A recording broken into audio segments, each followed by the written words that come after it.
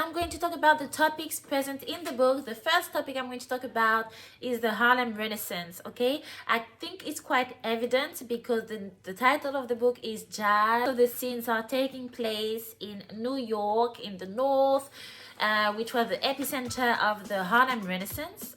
Toni writes about it in her foreword, and I'm going to read it to you.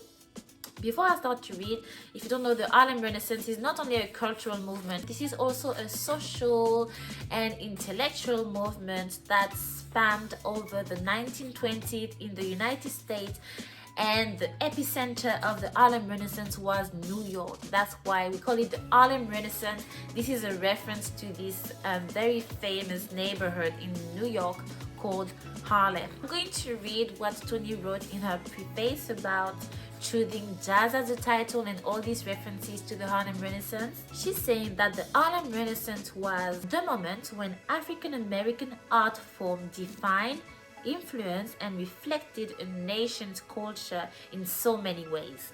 The burgeoning of sexual license, a burst of political, economic, and artistic power. Also, the ethical conflicts between the sacred and the secular. So all these elements are definitely obvious throughout the book.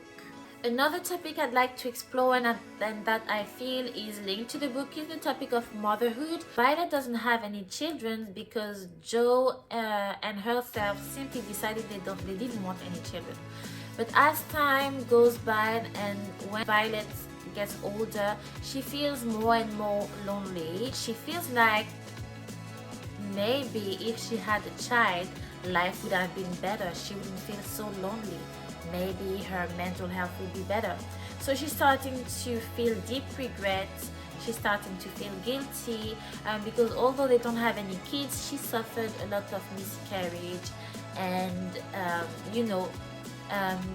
this in conjunction with the fact that her mental health is declining. We have a very strange scene at some point where Violet is trying to abduct, she's trying to kidnap someone else's baby. So this is really echoing her state of loneliness and the mental imbalance that is starting to developing in herself.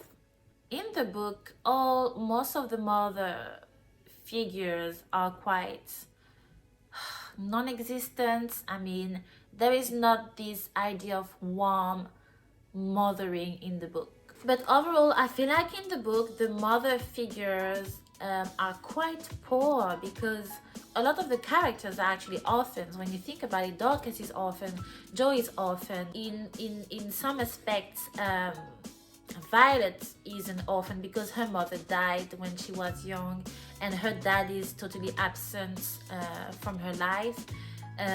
Who else is an orphan? Let me think.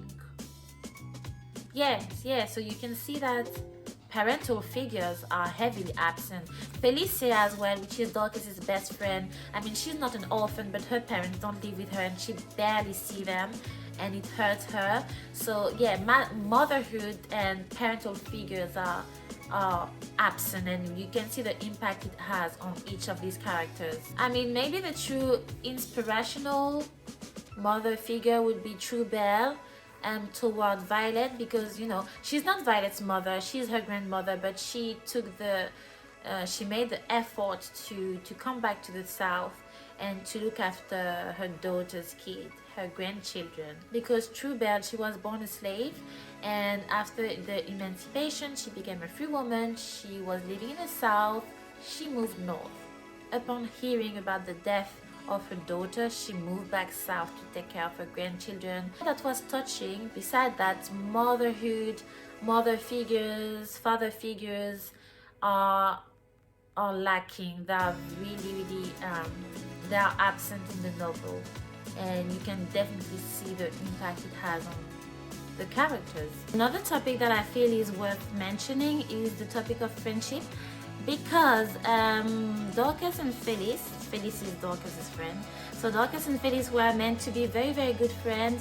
But what we get to see is the fact that actually when Dorcas dies, Phyllis is not really, she doesn't feel any type of sorrow, and actually she has she's really sneaky. So what she does is that she goes to see Joe because she feels like she needs to let Joe know about Dorcas's true color, to tell Joe that Dorcas is actually a selfish, self-serving girl.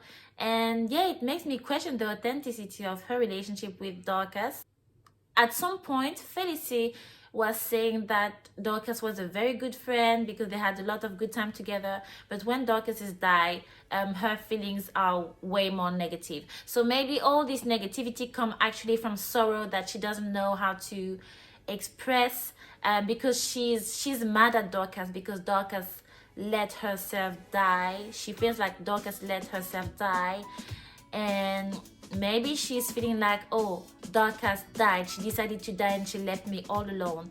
And also because Felicity is having abandonment issue because her parents were not really part of her life, they were working somewhere else in another town, and maybe she feels like, okay, her parents abandoned her and now Dorcas abandoned her. She feels hurt because in the novel as well, at some point she is saying that she didn't like the fact that Dorcas gives her less and less time when she's having an affair with Joe. So yeah, maybe all this negativity is coming from a feeling of abandonment from her best friends. The book is exploring the topic of colorism, and I've mentioned it earlier, so I'm not going to delve into it further. Another topic is the Great Migration and the impact it has on Black communities, African American communities migrating to the north of the United States. And here, when we look at Violet and Joe's marriage, we can see that it has a devastating effect. If we talk about the dynamic of the marriage, communication, and just the couple unit after migrating up north. So in the book there is this idea of the city being like an invisible, oppressive force. So the city is an overbearing, destructive power, but at the same time it has a seductive force. There is an idea of push and pull. The city is a lot of time mentioned in the book as an entity. The city is personified and is not always seen as a positive thing, but mostly as a very potent, powerful thing. And the city is also the element that destroys Violet's mental health. So the city is this oppressive, invisible entity that we get to see throughout the book, and I think it stresses the idea that a lot of families move up north with the idea that urban life was paradise, urban life was ideal for them, when in reality it was not that good for all of them, as we can see with the case of Violet and Joe. And finally, I kept the last one because I think this was the most evident topic for me, which is romantic love. And actually, Toni writes about it in her foreword. She says, I intended to examine couple love, the reconfiguration of the self in such relationships, the negotiation between individuality and commitment to another. Romantic love seemed to me one of the fingerprints of the 20s, and jazz its engine. So I had the feeling that throughout the book there is this big question mark over the concept of romantic love. Clearly Joe and Violet are married, but you don't feel the passion at all. The passion is really not at the center of their marriage. As I said earlier, it feels like they're married by necessity. Although it seems that Violet has feelings for Joe because she feels like she chose him. She felt some kind of attraction for him. But on the other side, we have a contrast because Joe is saying that he didn't really get to choose Violet. He basically got with her out of necessity, and then they moved up north. So when Joe remembers about his early years with Violet, we don't really feel the passion, we don't really feel the love for her. And then again, him saying that he didn't know how to love makes us think that he wasn't in love with Violet. He didn't marry for love, he married for necessity, should I say. We have this heavy disconnect because Joe said that he never got to choose. He got chosen by Violet, and he's starting to feel some type of remorse about it. It feels like the tragedy of Dorcas's death is what, ironically, it feels like this death really revived their marriage. It gave another life to their marriage, which is really, it's really dark. The fact that Dorcas had to die, the fact that someone had to die for them to feel more in touch with each other. So yeah, it feels like this crime, this tragedy actually saved their marriage. Their marriage had to be saved, but the cost was the life of a young woman, the life of Dorcas's life. And I laugh about it, but one thing is, you know, I wish, and I guess maybe Toni wrote it this way to let a bit of, you know, to give some space for the reader to think and to reflect. But I wish Joe, I wish he had been held accountable for his action, because we talk about the femicide. He killed Dorcas because she decided to move on with her life. He killed someone. He killed another human being. We cannot call it passion or whatever. There's no justification for him to say, yeah, I killed her because I loved her. And this is quite an important topic, femicide, thinking that women bodies belong to men. This is something that I feel needs more depth in the book, because, you know, and maybe that's the intent of Toni, because throughout the book Joe doesn't feel any type of guilt, any type of remorse. He lives in total impunity, doesn't go to jail. His wife is still here for him. The community sees him as a crazy man now, but he's not really held accountable. I just have this feeling of impunity about Joe, which makes me feel a bit uneasy, and I wish that this topic was explored more in depth, because this is a really serious topic. In the end, yes, this is what happened in the book. This is my quick review. Now I'm gonna be honest, it took me 3 months to read the book, because the book, I felt that the book was hard to read, and especially because English is not my first language. I mean, it was hard. I feel like it was a hard read.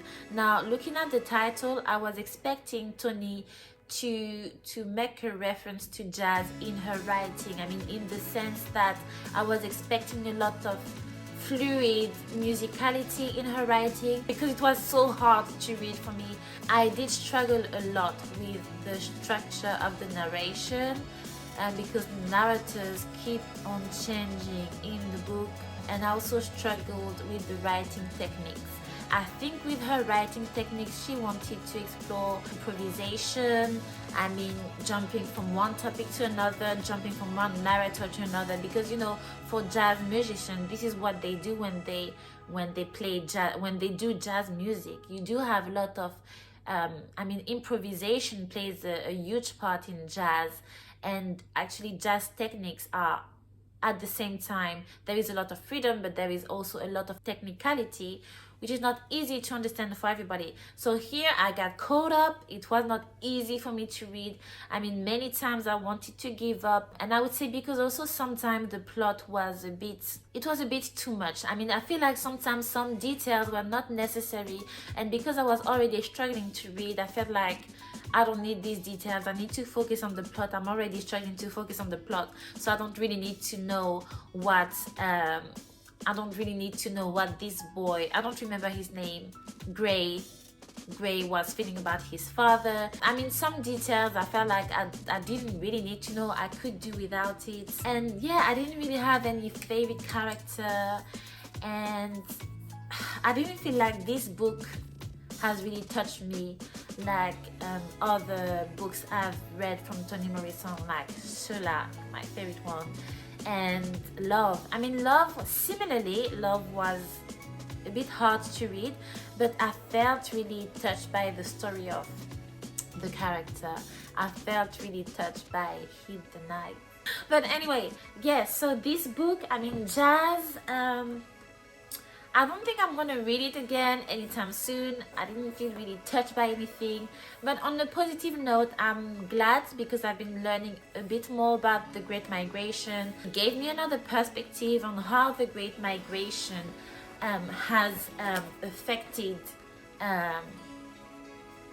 the African American community, because most of the time we see the Great Migration as this movement of black people going up north and enjoying freedom, economic prosperity and so on, but we tend to forget it has been a different experience for each individual and it hasn't been positive for everybody.